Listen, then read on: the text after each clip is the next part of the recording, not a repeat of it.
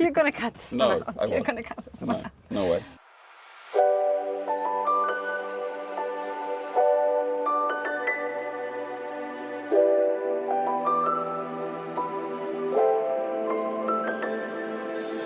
Welcome to the Zen Properties Podcast, a podcast about building long-term wealth and cash-flowing businesses through real estate. Dive into interviews with industry legends, content packed with actionable tips and relaxed banter. We are Mac and Maggie daring. Please enjoy the show.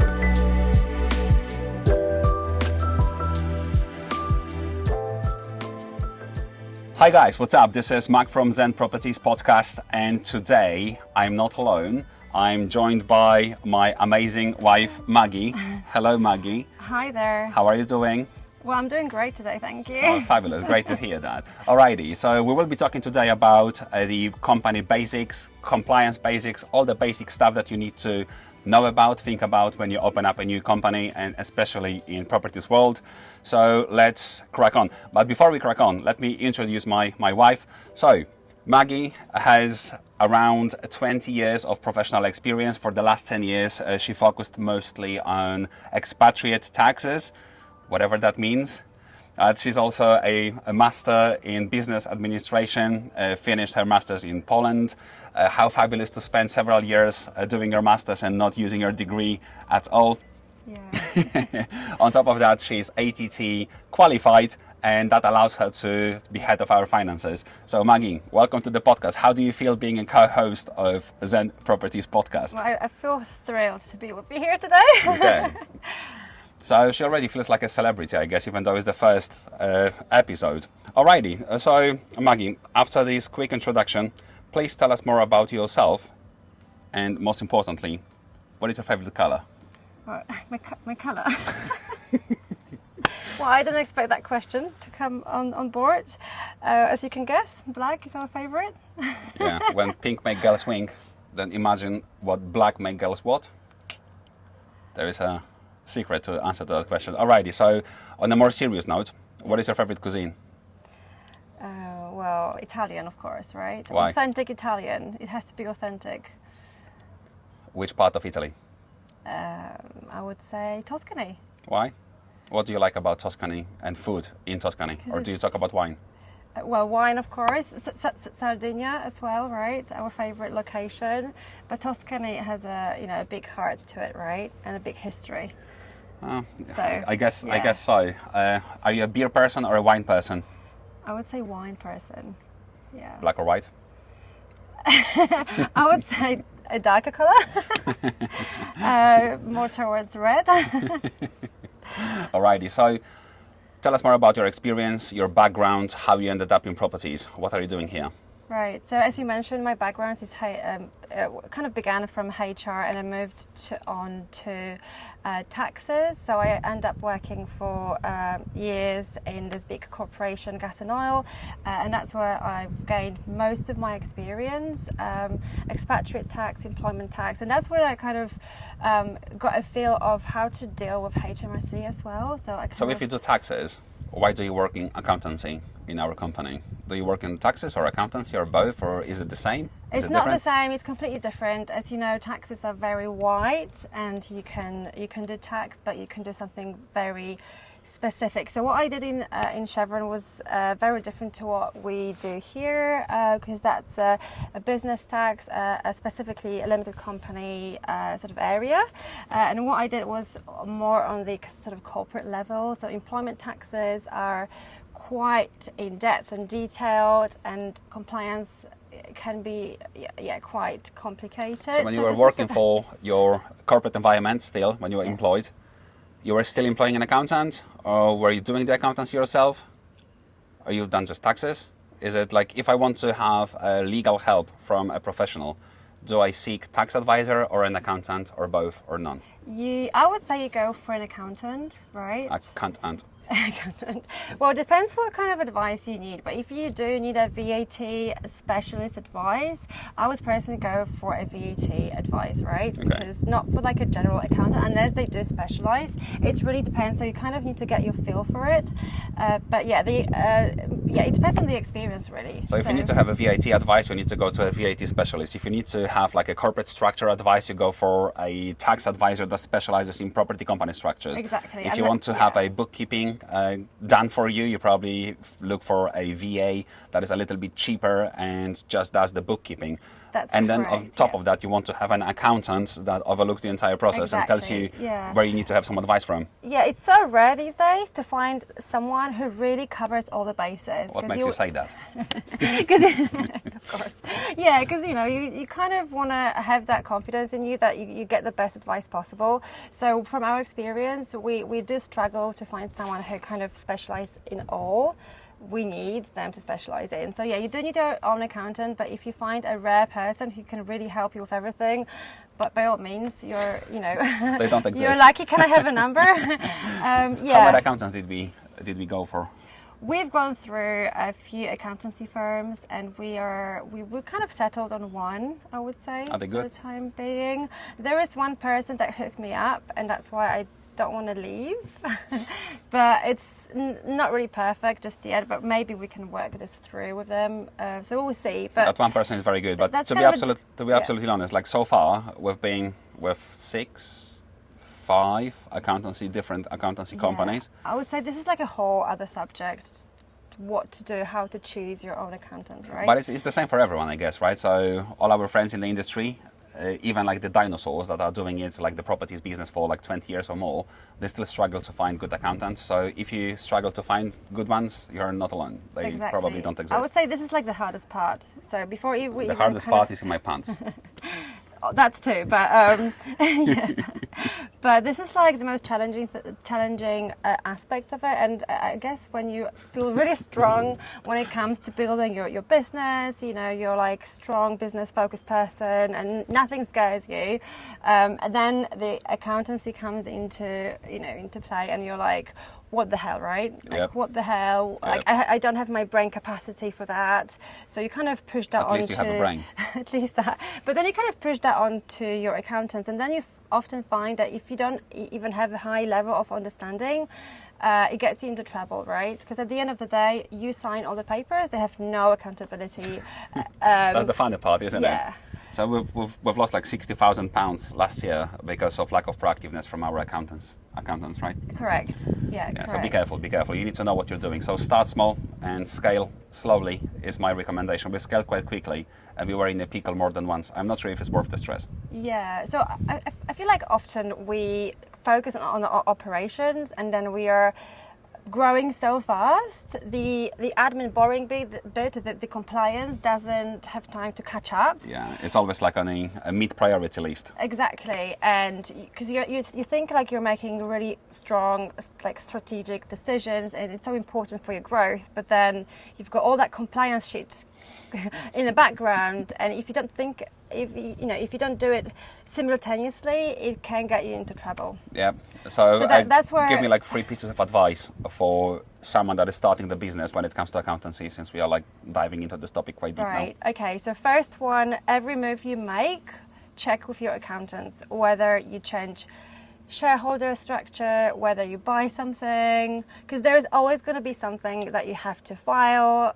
or do or make sure that you've done, even though there is no requirement to pay shit, right? But you still might need to file a piece of paper to get you out of trouble. So that would be my first advice. The second one is a big one, is VAT. So often you think you're kind of under the radar and everything is fine, but actually it might not be. So just check, and also check the very high level of what you need to do on the monthly basis to see whether, you might not, perhaps you're fine VAT wise, but maybe you've gone over a threshold. And a third one, knowledge is power. So again, that kind of goes back to not trusting your accountant 101%.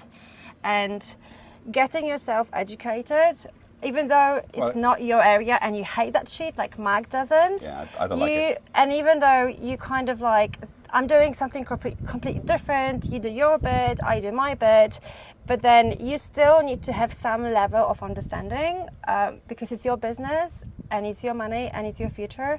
So I would say just get an acceptable level of understanding of everything. And as you know, that guy who wrote this book, Robert Kurosaki? That's the one. That's exactly what he said. He said, you know, I hate admin, I hate taxes, I hate, you know, some other admin shit that he needed to do, but he had to learn all that to cover all the bases. So that is my third piece of advice. I needed to understand at least like the high level of what's happening in order to come up with correct direction of where our businesses go.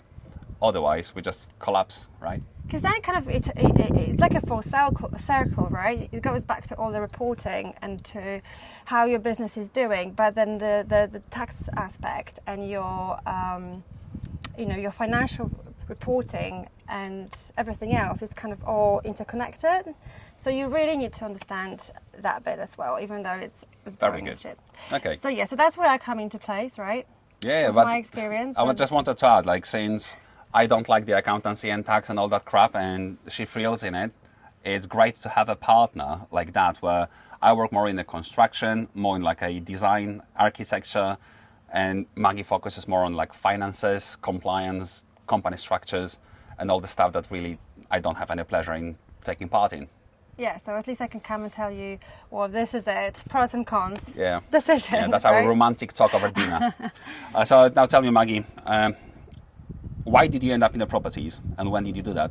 What made you switch your career completely 180 degrees and fire yourselves out from the corporate environment and just focus on properties? What's happened? Right, so for us it was a bit of a natural flow, I would say. So at some point, you know, when you've got like a small child and then your usual employer, you know, obviously they need from you the same thing as they always needed, right? To be available, to do this, that and the other, to travel to the office 2 hours one way to central London and all that. And then it kind of, you know, it all kind of glitched. And it was all beautiful. COVID was kind of quite helpful because, you know, work from home and all that. But then I don't know about you, but we all felt that there is something out there.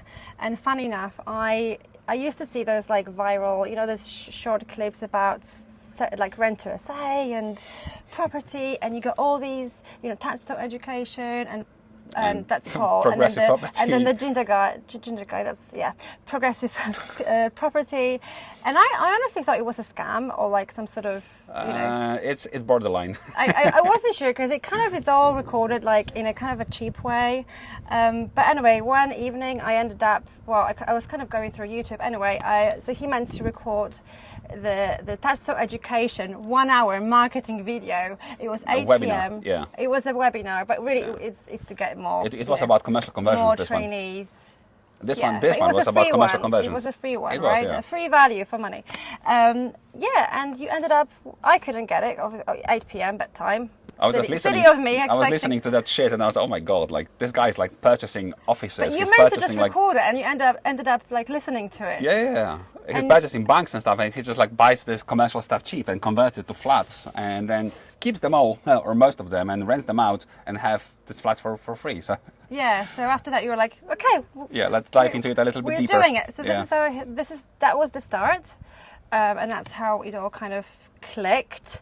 And then it kind of moved on from there. We were trying to figure out what do we need to do. So How much money do we have? Can we really start? Do we have any access to investors? And the answer is like we have like, I don't know, like 100K in a bank account. We don't have access to any investors. Yeah, with the knowledge, right? So we signed up to all the courses. We haven't slept at night because we've been going through the courses one by one, all the notes and everything. But that was actually amazing, wasn't it? Like to go through the courses, even though Yeah. you pay for these courses quite a lot, to have a structured courses to learn from is very Exactly. helpful. It was very helpful So, yeah. to us. Exactly. So You can have it on YouTube for free if you want to. You can buy a book and You read can it. do, but when you pay for them, when they are good, they really give you all the all the bases to cover and all the like nuances. So at least you know these nuances. I can't are believe I'm there. gonna say that, but I recommend tax and education courses, even though it was like I paid like £9,000 for it. But it's like, imagine these courses, they are structured correctly. They give you a lot of insight and correct information. They are updated every year, so they're not out of date. They are quite alright. They are not too buttoned up, so they're not produced for YouTube, like, to be short and snappy. They can take like 20 hours for a course, and you could have extracted all this information and give it to you in like 45 minutes, I guess. Yeah. But still, if you go through it, you learn about different investment strategies, about the basics of company structures. That's what we are like discussing, How about to to build discuss. your own team. They give you everything, like all the detail you need and more. I think it was a tiny bit outdated, some of them, but most of them, like the principles and everything was amazing. And that's how we started. That's how we had a foundation and a structure, right? But I guess we were landlords for the last 15 years anyway. So we had like a flat in Poland, then we moved to the UK. We kept the flat in Poland. That was ours, so we were renting it out. And we concluded that it's very difficult to find professionals back there remotely. So we sold it. We bought another buy-to-let property in the UK. Then we bought another property in the UK buy-to-let as well. But UK specific when it comes to legislation and everything like government requirements, I would say Touchstone was really good. Yeah, it was very good. Because you don't have to scroll through. So that for me, that was like the best value for money. Oh, totally. So this 9K was money well spent. It was money well spent. So yeah, but you kind of need to have that knowledge. I wouldn't recommend. However, be careful with mentoring, right? Yeah, be careful with mentoring for sure, because that's like a different money earning like engine, like a business itself. Yeah, that's a borderline scam. Mentoring, and often it's like a production line, so avoid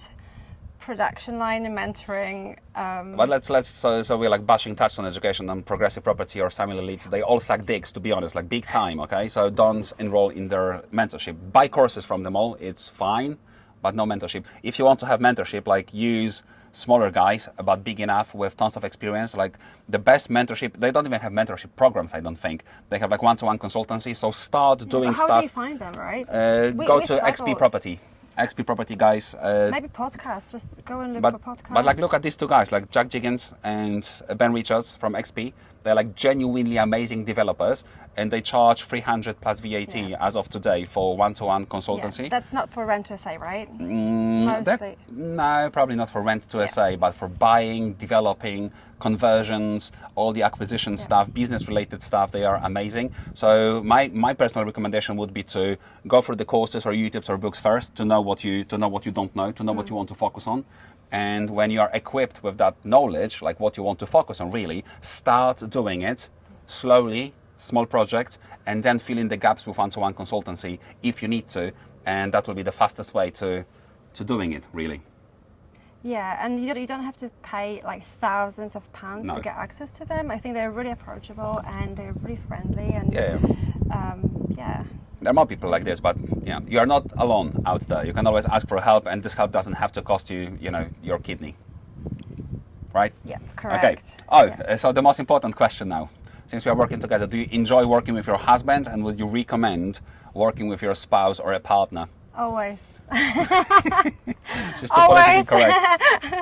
Yeah. Alrighty, so next thingy that we want to discuss is like, it's a very, very important, a very old question, a very popular question. When you want to buy your first property, buy your first project, where does it land? Who owns it? So is it owned under your own name? Is it under the limited company? Do you have LLP, limited liability partnership, or do you have any other shit? What do you do? Where do you start? Let's start maybe with ownership as yourself. Would you buy a property as yourself? I wouldn't personally. So it depends what you do, right? Because you can do sourcing. Yeah. You did mention buying. Yeah. Obviously self-employment is always an option. It's really low admin. It's really safe. So if you want to just begin with and you want to test the market and you're not really sure what you want to do, I would say self-employment is a good kind of entry, like a stepping ladder, I would say. I don't agree with you actually. So is it really? No, I don't care. I would say like if you don't know what you're doing, just do LTD. Yeah, well, limited company. So it depends on really on your personality as well, right? Because you're very set, but. Depends what you feel comfortable with, and again, because some people just want to. I mean, if it's a part-time job and you've got your main job you love, and you never want to go into, a full-on business and property, well, then maybe self-employment is a good answer for you. Maybe if you are not hungry to grow as well, and if you don't have any assets, that will probably you'll be liable personally if something goes wrong with like a big ass asset. Correct. Like you start owing people money, banks money, then they will go after you. Because it's not a limited but then company. Do you really care? Do you really care? I kind of do. Right. So to clarify, with with self-employed sort of business, there is your personal assets basically are your company. So you are the company, right? So anyone can knock at your door and say, by the way, you owe me like 5K, I'm going to take your car. Clamp your car. Unlikely. Happened to us. But then you kind of need to ask do you remember the clamping our car? We didn't pay £2 for the crossing. And then we moved the address, and we forgot to update the DVLA database, and they were chasing us under the wrong address. And then, when they found us, I wonder why they didn't send us the initial letter when they found us. They just gave us the freaking. How much was it? That was a lot. The two big guys. Yeah, with cameras like really big ones. And some, I think they had some probably not guns, but they had some stuff. Yeah. Honestly, it looked scary. Yeah, they didn't want to fight them. That's for sure. I probably could. But I didn't. Yeah. Okay, so self-employed, cool. When you're self-employed, there is no incorporation, and you have your tax. So it's like personal tax on all the shit you do. Correct. So your income tax, you're basically taxed on through income tax threshold. So the first £12,000 and £570 is tax-free. It's not pence. It's £12,570. Sorry, yeah, correct. Good job, you're paying attention. Yeah, so that's tax-free, and it's just like as if you were working for someone else. Instead, you need to pay extra all the NI and everything, and so I guess depends how much money you earn. Okay, let's say that I have a turnover of 100k, cost of 50k, and I want to extract 50k from the business. Right. Is that the correct way of doing it? No, you don't want to be self-employed. So self-employed is really just relevant if you earn little money, starting up. Nothing. I would say things are stable. You've got one person who's you are giving invoices to. So you're kind of feeling safe in that kind of bubble. Yeah. But then if you are going to go more serious, I would say then let's look into What's the serious threshold in your opinion? Well, earning more money. How much more? Well, I would say anything over 20% threshold, right? Which is 50k-ish? Yeah. 50. So 50k is like not the turnover, it's the profit. So if you have turnover minus expenses, taxable income more than 50k, which is the maxing out 20% threshold, then you want to start thinking about incorporation? Because then you can, because that's when you've got dividend thresholds, right? Yeah. 8.75 instead of 20%. So you don't want to. So that's already a massive difference, isn't it? Right? You don't want to pay 20% tax. Yeah. So it's stupid to be self-employed and do business even if you have like 50,000 taxable income, but it's extremely fucking stupid when you earn more. Yeah, so if you're self-employed and you can manage to reduce your taxable income with your expenses somehow, under the threshold of, I would say, because you also have to remember that income tax, that's one side of the story, and then you've got national insurance, right? So then look at the national insurance thresholds and then stay under the threshold to pay zero tax, but then you can also decide to pay maybe that extra national insurance. So that's, Why? I believe, because that's when you actually start paying any kind of tax, right? Okay. Because you then need to pay. You're under the personal, the free allowance, but then the national insurance starts kicking in after 9 point something, right? So you look at that because that's different thresholds. So when you start earning more than 9,000 something, you have to start paying NI. When you hit 12,000 something, you're already paying NI, and then you start paying 20% on everything on top between 12,000 whatever and 50,000 whatever. Yeah. 20% on that. Yeah. What happens when you cross the 50,000 mark? Well, then that's when you go into even a higher threshold, right? Which is? 40%. Shit. So that's a lot. Like, you don't want to do that. And what if I earn, I don't know, 200k? Well, then you lose your personal allowance completely, right? Yep. And then you pay 45%. My God. So that's a lot. Almost so, half plus NI. So it's really not doable. Like, it's almost like you're working your ass off, and obviously there is that extra risk you take, because obviously you don't have that risk with your employer, right? If you're employed by someone, you know you're safe, and you're covered. You have holidays. You have holidays. Now we have holidays. Well, our kids do. Look at us. And you do feel confident that if you go if you get run over by a car, whatever, everyone gets a good benefit. I feel super comfortable. Like when I see a car running over me, I feel this is the most comfortable I've ever felt in my life. And your family is safe. Your family gets a nice reimbursement. Maybe they will get run over by a car as well. They will be comfortable. I think we all know the benefits of working for a good corporation and employer. We know, right? Oh yeah, that is true. So you take all that risk with self-employment, and I feel like the balance is just not there, because the taxes are just like It's complicated. silly.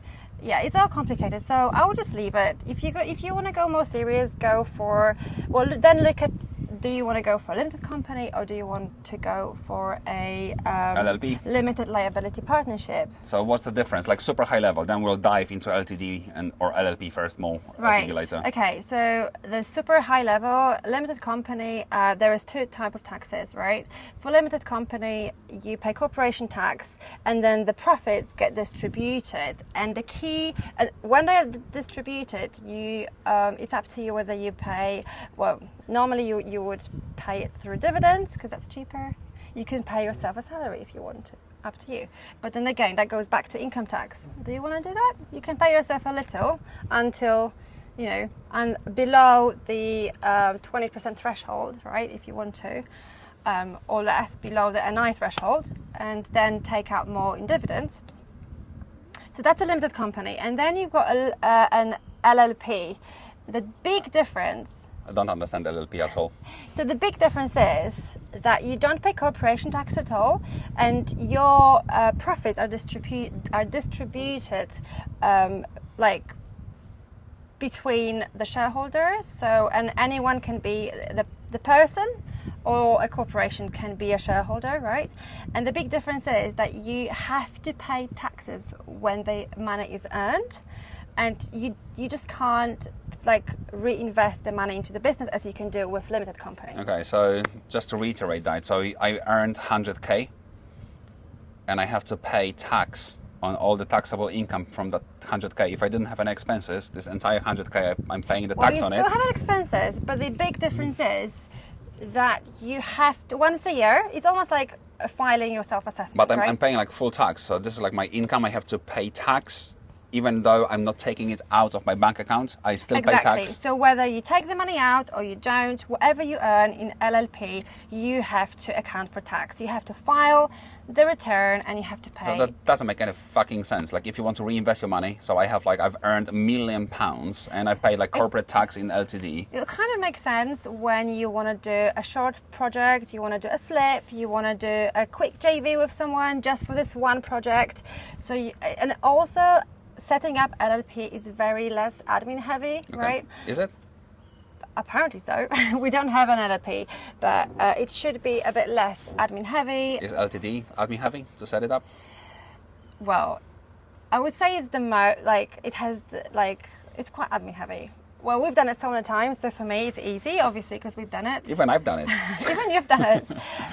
But there is a few more steps, and I would say limited company is a bit more serious, because it's like, it's like legal entity, and it sounds, it's the most... It sounds professional. It's the most so legal. even if you don't have a flying shit, if you don't know anything about what you're doing, just set up LTD and then you'll be treated seriously. It's kind of... Well, it kind of works that way. Like, from legal perspective, you are creating you're incorporating a company. You've got, a legal articles of association and all that. So it sounds quite legal and serious. Even if you say these two sentences to your family around the Christmas table, they'll say, "Oh fuck, she knows what she's talking about." Yeah, but LLP, the ginger guy, from the property world. Well, it depends where. Like in Ireland, every second person is ginger. Not in the South Midlands. Maybe, but we know some people within the property world, they prefer LLP. So you have to kind of dive into it and really look at your... Yeah, you kind of need to look at your circumstances and what is important to you and what was your preference. Our preference is limited company, and I would just sort of Stop there. Also for buy to let. Right. Okay, maybe let's not stop there. Like, tell me, like, very quickly, why do you prefer limited company for what we do? Why is it better than LLP?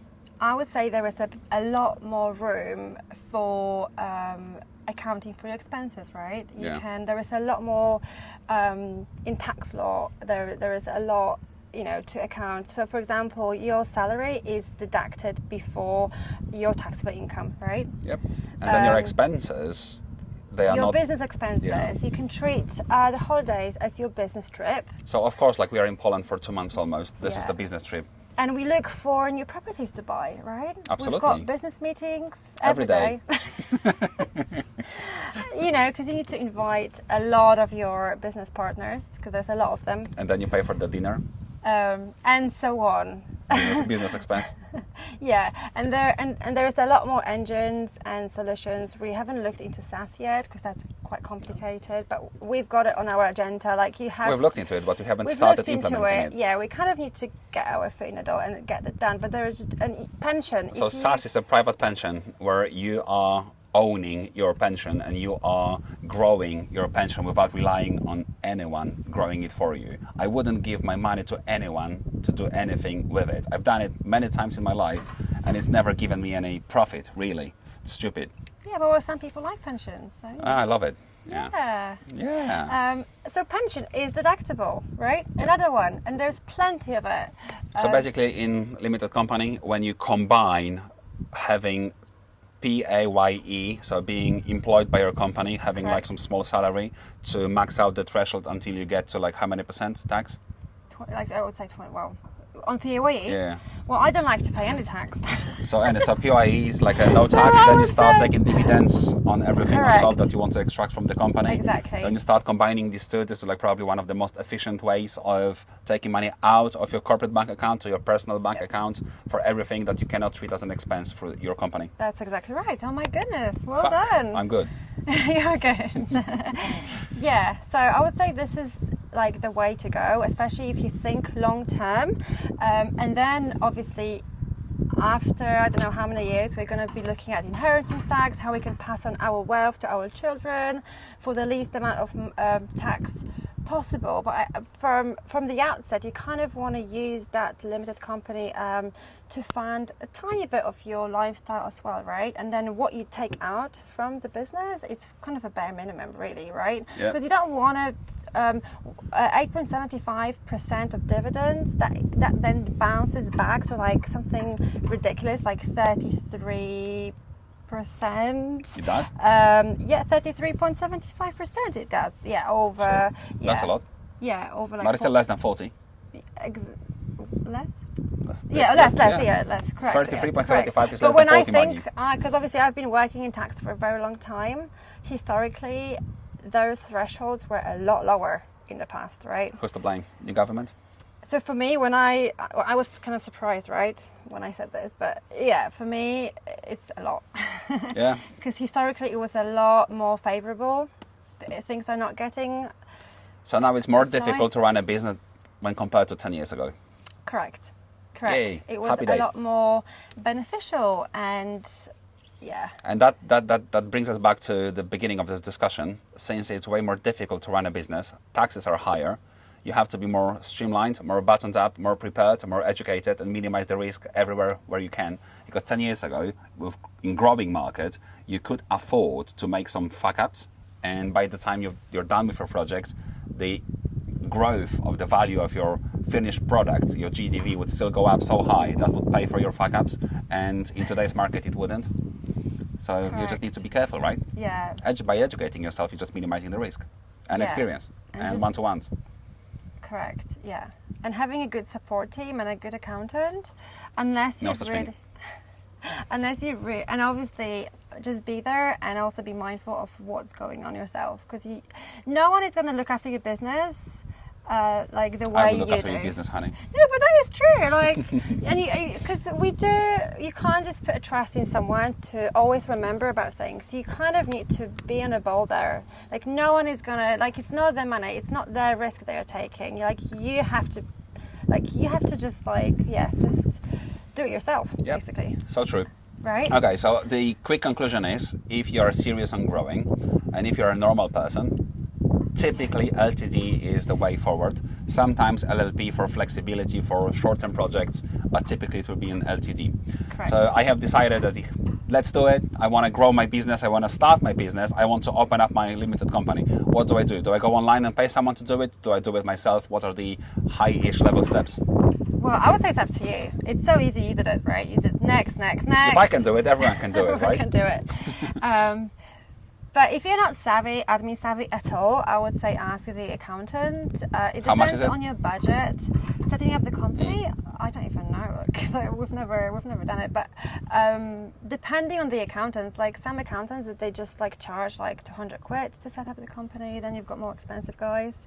Some do it as a package.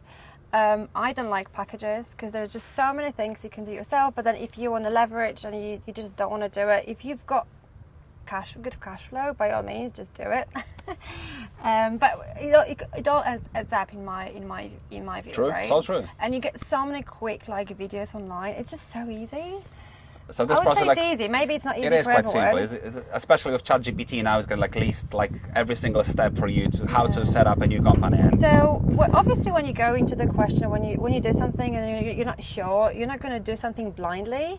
So if you if you're a person who has done any kind of work in the past, you know that you need to get an answer to it, and you will just go to a credible source and you'll get an answer to it. the most credible source these days is It depends for what, but like for ChatGPT, for solicitors especially. Yeah, Replace correct. them already. Yeah. So going back to your question, whether I would do it myself, I'm doing it myself, but then again, you might want to choose an accountant. But then just check what is it all about, But at the and same then time, make a decision. if you're extremely uncomfortable, don't do it yourself. I would Exactly. always focus on doing things that matter the most to my business growth especially. I don't want to spend time on repetitive tasks that I can outsource or Correct, tasks yeah. that are cheap to outsource. This is one of these tasks. So I get it at the beginning of your business career in properties or anywhere else. You probably will be doing everything yourself. By everything, I mean everything: setting up the company, setting up the websites, domains, marketing campaigns, everything. Then you will start outsourcing, task by task. You will start thinking about what can I outsource to get some of my time back, because currently we are in this crazy growth phase, and sometimes we need to work, both of us, for 16, 18 hours a day, and sometimes it's no fun. We are getting there with No fun, outsourcing, but it will take us few more years to get the time back, right? Yeah, and also think about what actually adds value and what's a daily filler. What can someone else do for you that it's not strategic. Yeah, you so don't wanna low do value that shit. tasks, outsource. High value Exactly. tasks, do it yourself. Exactly. What you really have to be aware of in your business, so it has impact on your earnings, right? Exactly. Yeah, but just to quickly go through, if you do, I guess everyone needs to be aware at least what has to be done to set up your own business, right? So you Yep. decide to open your own business, and we set it on Yeah. limited company, right? Yes, what do I do? Right, so we're doing a limited company, guys. So you go to company's house, you do it online, and you just click on start, and you basically open an account on company's house, and it kind of takes you through all the questions. The most complicated, I would say, is when it asks you how many shares do you want to have in your own company. So please don't go for one share unless you really want to. Just choose 100, because that kind of makes a lot more sense. In case you want to have 2 directors and then change it to 3, it's just easier to So my to mathematical divide it. question for you: if I cannot decide if I want to have 2 or 3 directors, maybe 2, maybe 3, what number do I pick so I can divide it by 2 equally or divide it by 3 equally? Oh my goodness. Okay. But the point is that, you know, when you've got £1, right? How are you gonna 50 pence each. Yeah. No, not for two. I mean, when you've got more than that, right? For directors, for shareholders, 25 It's each. just easier. Okay. Moving on, there might be one question, something around limited liability, but then again, it's kind of it makes sense to say that you want to be limited by shares, not by anything else, because you're going to be a shareholder, and so on. And then you're pretty much done. So that's on Companies House, right? And then Companies House. When do you select the name? At the same time. Thank you very much. Yeah. You're welcome. So you select the name. Sometimes you might see, well, actually, that name is not available, so I'm screwed because that was my favorite one. And what are we going to do? And then you need to look for this other domain at the same time. Yeah. So what we recommend, so actually like how you name your company, it really doesn't matter. That's what you will show on the invoices, but you can trade as a completely different name. So we have like Zen Lettings, Zen Clay Living, whatever, but we are all the service accommodation stuff we trade as Zen Stays. So even though we have multiple companies there, then all the development stuff for the assets that we own is Zen Properties.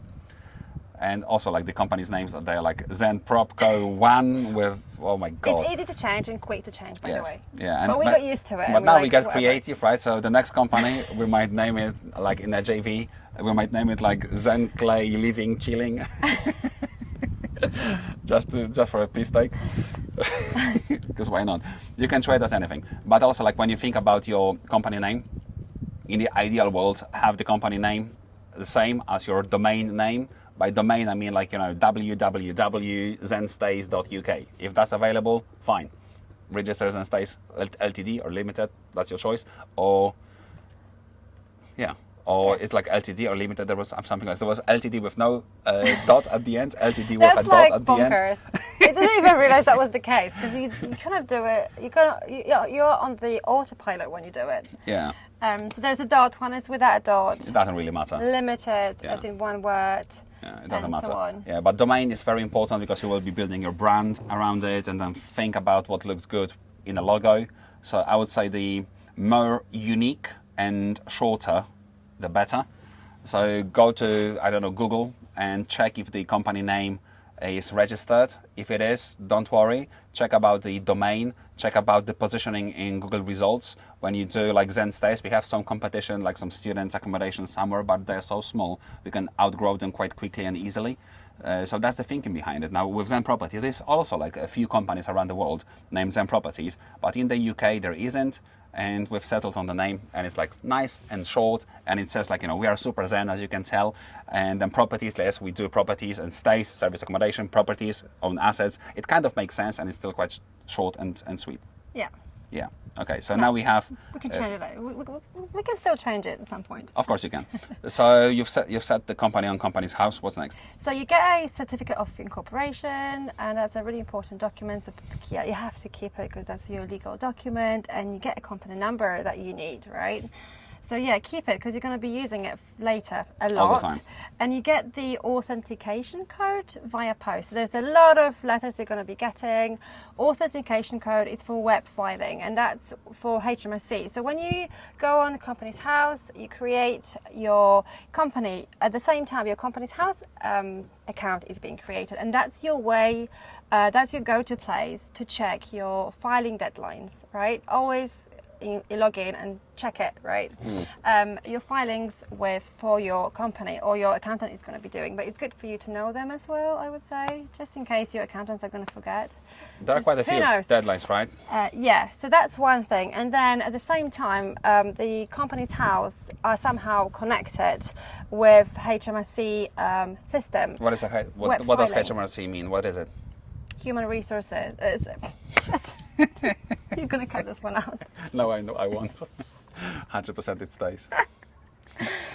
HMRC. His Majesty.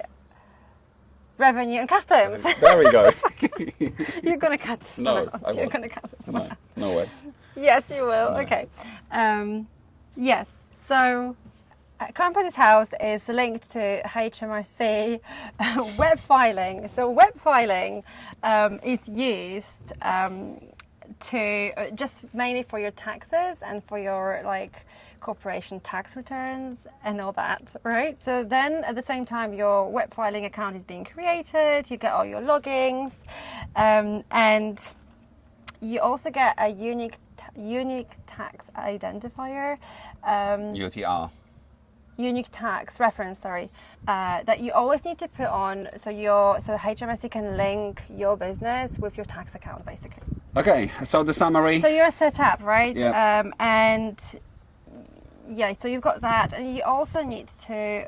So your web filing is needed for corporation tax, VAT, your PAYE, and it's kind of like a live. It's called these days. It's all kind of live. So whenever you file, or your accountants would file something for you, it's going to come up, and you can see whether there is any payment to be made if they've done. How much is the company? Filing. If you want to open it yourself, it's £34. Yeah, so that's got Is some, it's like more expensive this year than it was like last year. Or £55, hang on. I can't remember, but it's peanuts. It's like 50 whatever. Yeah, but it's not a lot, because then you need to pay for some of the filings, right? So important thing to remember is you don't have filing obligations straight away. So there are rules around it, but the key is that you wait a long time before the first filing, and it's all kind of bank dated. So it's the maximum is 21 months. 21 months since incorporation until you have to tell the king what you've made and how much tax you want to pay. Yeah. Okay. Until you actually file. So that's when you log in. But don't leave it until that late. Like you always need to be on top of. You need to know how much tax you're going to have to pay. Stay within deadlines. I would say stay within deadlines. Your accountant is going to advise you. Check. But don't wait until the end of year or until the deadline. And why? But why? The key point is that you need your accounts to be up to date. So as soon as the end of accounting year hits, just do your accounts. Do we have our accounts up to date? How is the lettings looking? We've got most of them are up to date. They are? Good to know. Just one company left. We've got a lot of companies, guys. Come on. Like a lot of companies, and I need to stay on top of it. So it's a lot of work, right? Is it? But yeah, it's a work in progress to get automated. So yeah, bear with us. We're going to get it super automated. Once we finish that process, because that's a very long process to automate the shit out of the bookkeeping and accountancy, we will probably record the next episode just about that with some screen sharing, showing how to. I cannot wait to get it automated. How to categorize it, how to automatically mark transaction as something and put it into correct group. Like when I say automated, I mean fully automated, because I still have some level of automation, but I want this to be done the least time consuming possible. So once we. That's for the future episodes still. But once we get to the point where most of the stuff is buttoned up and automated in the backend in our accountancy application that is called Xero, we'll probably talk about it a little bit more. We will outsource it to a VA for, I don't know, like 10 quid an hour for 2 hours a day, maybe less. Yeah, that's correct. Yeah. So you've set up your account. You've got your company opened. You've got your company number set up, and you've got your web filing account created, right? You need to add on. Remember, once it's all set up, you get all the letters with all the codes to authenticate your business and sort of finish the setup. You then need to add on corporation tax. So there's an option to add on VAT, PAYE. It's like your online window, right? So you add that on, and then again you wait for a letter and to put a code in to finish that bit off. So you've got this boring stuff done and dusted, and then you need to get your bank account. Which bank? And always remember. How difficult is it? How much does it cost? How much time does it take to open a bank account? Let's say I want to start trading tomorrow. I have a massive project that is just waiting just for me because I'm so skilled. I want to get that project. I want to get paid, like the deposit or whatever, tomorrow. Can I do it in a day? It can be so time pressure, and then you're shitting your pants because you don't have a bank account, and you have to use it. You have to make a purchase from And then the legal guys, they ask you for your bank account for your business, and they're like, shit, I don't have one. Oh, okay. So we've done like old school bank accounts. By old school, I mean like Halifax, Lloyd's, Bank of Scotland, like whatever. They are very solid. Okay, they're good, but they're super slow and cumbersome and outdated. Stressful. You don't need that. Stressful. I think it's like a history right now. So we would recommend going with something that is way more modern. Like the best that we've found so far, probably for the most inside the UK, Monzo is extremely quick, responsive, very sleek application, and it's great, and it takes like a day to open. And your company doesn't have to be old, super old. Is it good these days? It's very good. Yeah, Monzo is amazing, absolutely smashing. Okay. However, Monzo, when you're traveling, it uses the MasterCard exchange rates, I think from the top of my head, and it might be a little bit more expensive than our favorite bank now, that is Wise.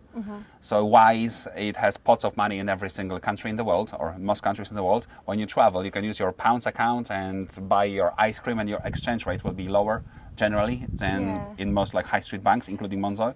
So that's why I would recommend Wise for flexibility, because if something changes in the future and you want to travel more, Wise is better, basically. And you can have like your personal bank account, corporate bank accounts, or multiple accounts in Wise and Monzo, and it's very sleek and easy to switch between them.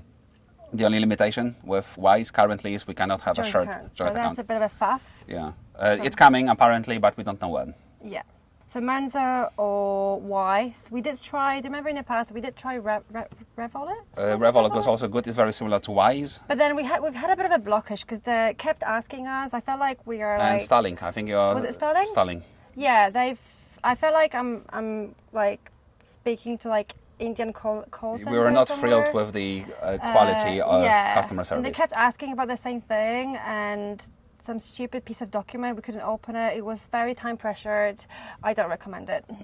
Simply for that, like the application itself is amazing. Starling application is great, but Wise is the same. Oh, I remember now. They have had a very convoluted security system as well. Yeah. Right. Well, I personally do not recommend Starling. I don't have a good experience with it. Me neither. Wise, for me, as... So far, so good. Yeah. And it's been like 3 years with Wise. Okay, so now we have a corporate creators, we have a limited company, we have a name, we have a direction, we know what we want to focus on. Actually, do we know what we want to focus on? Shall we quickly discuss the different strategies in property development, property investment, super quickly, super high level? Okay, cool. So guys, like most of the people in the world, when you think about property investment, they think, oh, I'm going to buy a house and I'm going to rent it out to a family, right? So like a vanilla buy-to-let. So unfortunately, this doesn't work everywhere. So especially when you are in higher yield, the higher value locations, the yield is lower, and the yield is how many percent of your initial investment you will get back from your rental income over a year. And let's say that everything over 10% is considered good, 15% very good, 20% amazing. Less than 10% is I would be careful, because less than 10% yield, it means that your investment takes more than 10 years to be paid back from your investment, and buy-to-let simply doesn't work in most of the locations. For example, it does work in Northampton, where we are in, because the property prices are still quite cheap-ish. The demand is extremely high, and the rental prices are quite high. So our properties, they have like 10%-ish yield, and that's considered very, very good. So it works there. So that's vanilla buy-to-let. You buy, you refurbish a little bit, you don't add too much value, you let it. It takes you weeks maybe to have a property let, and you go again and again and again. Every time you leave a lot of money, like 25% plus renovation in the deal. So it's slow and expensive. Now, we didn't want to do slow and expensive. We actually sold one of the buy-to-let units that we had, like 3-bedroom house, and that allowed us to start doing rent-to-SA strategy, where we rent out properties in prime locations in London Zone 1 and 2, in Cambridge, in Oxford. Why did we do it? Yes. We didn't have enough money to begin with. Yeah, right? exactly, or investors. So we're looking for some cash. How can we use the cash we've got to create even more cash, but in properties faster? But we wanted to like start growing in property world to understand more about the market and everything. But then you can be stuck within the property world, and we needed to do it faster. So we didn't have time. So right? no money plus fast. It means rent-to-SA. Rent-to-SA is where you rent out the property in prime location from a landlord. You pay a monthly rent, The rent will be like very similar what landlord would expect from an AST tenant, but then you run it on management agreement basis, where you convert the property with landlord's consent, of course, to a serviced accommodation unit, where you welcome guests from Booking.com, Airbnb, direct bookings, Expedia, stuff like that, and then you get a margin where you have a turnover that is quite high, but then you have expenses that is also very high. Then you pay the like cleaning, insurance, maintenance. Maintenance, guys, is 20% of our turnover is maintenance of high-yielding, expensive London properties. Maybe in Northampton it's less, but in London or Cambridge and Oxford it's like party houses and it's very difficult. Then you have electricity, water, gas, Wi-Fi. Then you have extra cleaning for deep cleaning. Then you have linen care, buy linen or linen hire. It's a lot of cost. But why R2SA, right? Again, because it's a lot of profit, more risky. But even with all these expenses, more unstable. Yeah. But why did we choose it? Because we needed for cash flow, yeah, like engine. Yes. Right. Yeah. So now we have how many? It's going to be risky as shit. Yeah. It is, especially with upcoming legislations. Like we don't know what's going to happen to all these units. London is super risky to take on rented units these days. Yeah. Outside of London, like Cotswolds, Oxford, Cambridge is still less risky. But it also depends, right? Because at that point you left your employment. So if you can somehow manage to carry on your full-time employment, and if you earn a lot of money and you can keep injecting it into the business, into your property business. Yeah. Good for you. We couldn't do it any longer. It became very intense. 5 properties, like 5 rented properties, plus 1 BTL plus 1 development project ongoing. That was a full-time job. Exactly. So I had to leave. It was a pick of things, and that's when we decided. Okay, well, we kind of used up all our money. Yeah. We kind of needed another another injection of cash. So that was the sale of buy to let, because you kind of need to think, what's your purpose, how quickly you want to achieve it, right? Yeah, so we've grown quite quickly, probably too quickly. And that's R2SA. But now when you start getting cash flow, we start thinking about B2SA, so SA service accommodation, Airbnbs and stuff. So we started buying properties now. And also we started doing commercial conversions, which is probably my favorite currently, where you buy like a cheap ass office or a bank or a mixed-use property, like shop downstairs and some flats upstairs. When you do that, by the way, you pay like all the stamp duty based on commercial, even if like most of the asset is residential. And then you convert all the commercial part to residential. You add value, you add massive value to the point where it's still possible in today's market to get your deal done for free. So it's happened to us, like we've done it in Mosley. Everything that we've invested, we are taking out. We have 3 flats for free. Now we are doing 9-bedroom HMO in Derbyshire, Swadlincote. And why is it your favorite? Because it doesn't cost me anything, and I have assets for free, and we can keep coming back and doing it more and more. It's stable, right? It's stable. Legislation is there. You know what to expect from HMO legislation, compliance. Exactly. You know that renting out flats on ASTs. That's what we've realised after how many years of doing R2SA? Yeah, a few years, like 3 years now. Yeah. So that's basically what we came to agree. Yeah. It is quite complicated though. You need to understand the legislation, the law, the architectural things, the compliance when it comes to fire, escape strategies. You have to have your trusted team in place. Yeah. That helps enormously. And you need to be able to do the numbers right. So like, the purchase number, how much do you want to pay for it? Like VAT or non-VAT? How much is it going to cost you to develop it? Legal fees, professional surveys fees. The full picture. Finance fees, like all the interest and stuff. It's a lot. It's a lot of moving parts. And you need to get it right. Connect the dots. You have to connect the dots at the right time. And not miss any. Yep. It can be costly if you do. That is the difference between R2SA. But then I would say it's more work to begin with. But then it's like, off you go. Yeah, it's way less crazy. Service accommodation is crazy, so I probably wouldn't recommend service accommodation to a friend. Because it's fucking crazy, okay? It's crazy, it's relentless. Especially like party houses, it's relentless. Like we had like prostitutes on more than one occasion. We had massive parties with, with drugs involved, and we had to like evict tenants on the spot with security teams. it's crazy. Okay, we had gay orgies. It's not for everyone, for sure. Oh my God, yeah, it can be heavy. It can be heavy. It's not for everyone, that's for sure. Okay, so we've covered very quickly buy-to-let, rent-to-SA, buy-to-SA, commercial conversions, and probably let's stop there for today. We will have an entire episode about the structure maybe and why different we've strategies. structured. But the key point here is that your property business is just not one company, right? No. You have to think about the type of the property you are investing in. What is the trade type you're doing? Is it rent-to-SA? Is it your own asset? Is it renting from someone else? Is it for conversion? Is it to hold the asset? Maybe you just want to convert it and then to pass that on to a different company just for the rental, right? And then again, you can save a lot of money in tax there, but we can cover it later. Yeah. But the point is just you then allocate the type of the business into a separate limited company to, again, be protected and to make things I think we'll have to easier for you. record an entire episode about the company structure for different investment strategies in properties, because it's different for our developments, it's different for rent-to-SA. There is like bullshit like Saunders case or Sonder case, whatever it's called, with Toms, Toms and VAT. Toms is a very hot subject these days. Let's not dive into that today, but we'll definitely cover it. Maybe next episode, maybe 2 episodes from now. We could do that, yeah. Yeah, I okay. think. Yeah, okay, let's I not think that would be forget. fab. I think people would love it. Because it's fairly complicated, and we've done it and we've learned it the hard way. Okay, so we fucked it up a few times. Then we paid a lot for consultancy from tax advisors. Yeah, so let's cover it. Yeah. We're going to definitely talk about this in more detail at another time. Yes. How about the branding? So we've got all the... I wanted to talk about it today, but actually let's just like skim through it quickly. Okay. And I think it deserves another episode as well. Mm-hmm. So branding, it's not only branding, like the marketing, how to approach your property business from marketing perspective.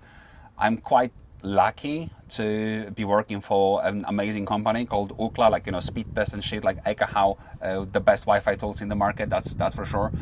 And I was a marketing director there, where I mixed my technical skills with marketing skills. I learned a lot from the marketing perspective. So now we are using the skills every day to start growing our audience and focus on the right things. So here I would just say that you need to have a good name, a good story. You need to understand who your avatar client is. Who are you marketing it to?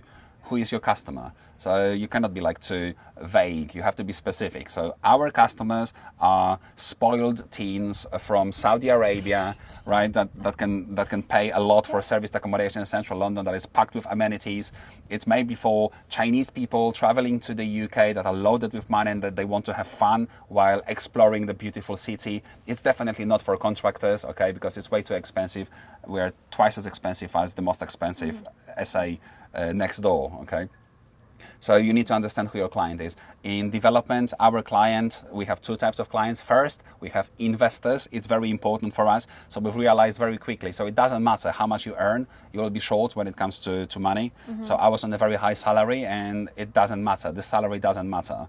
You buy a cheap as asset, start developing it, and you won't be able to cover it from your biggest salary. Okay, if you do it once, maybe you are saving for 5 years. But if you want to do it 4 times a year, you need to have access to funds from private investors, from banks, from bridging loan providers. You need to have relationships there in order to make that happen. Hence LTD. Yeah, and hence, like, this podcast. This podcast is for us to gain more trust from the community. And in that community, there will be a lot of investors that will listen to it, and hopefully they will not mind our stupid and vulgar banter. They will still see through our professionalism and want to work with us in the future. At the same time, we want to, for our own satisfaction, to help you guys out, like, guys that are maybe at the beginning of the property journey, because it's very fulfilling and just a nice thing to do to help people out. We're always an open book. So these are our avatar clients. We know what we are doing and for who. Then we have the strategy around it. How do we reach you all? How do you find us? How do we market it to you? So we have like a very, very short strategy for now. So we record this podcast, then we chop it up with mostly AI and some manual edits. We put the podcast out in audio format through Libsyn, so it hits all the platforms like Spotify, Apple, and everything. And then we upload it to YouTube, and then we chop it up, the long-term format, into short clips, and then we schedule these clips with a Publer. That's an application to schedule across multiple platforms. So I do it once every 2 weeks, and I schedule like 20 episodes of short content for the next 6 months from every podcast episode, and I will continue doing it. You will see more and more content from different podcasts, like short-term contents. So maybe you don't have time to listen to it, but you will still see our faces. You will still hear the snippets that you will hopefully like, and that's our marketing strategy for now. For investors, right? Yeah. I mean, a very high level. There is way more. There's like more strategies for but guests, we can have a separate episode direct of bookings, that as how to convert, like, guests to returning guests and stuff like that. So that's probably a discussion for the next episode. Yeah. And for today, do we have anything else that we want to cover? I think these are the things you kind of need to get on track when you want to start and be serious, and I think that's enough, really. Yeah. For you to get started. I haven't measured the length of this episode, but it's a long probably one. quite long. Yeah, that's what she said. Okay, thank you so much, guys, for your attention and for staying with us for so long. I guess we will see you back in 2 weeks' time. Yeah. Thank you so much. See you later. Love you.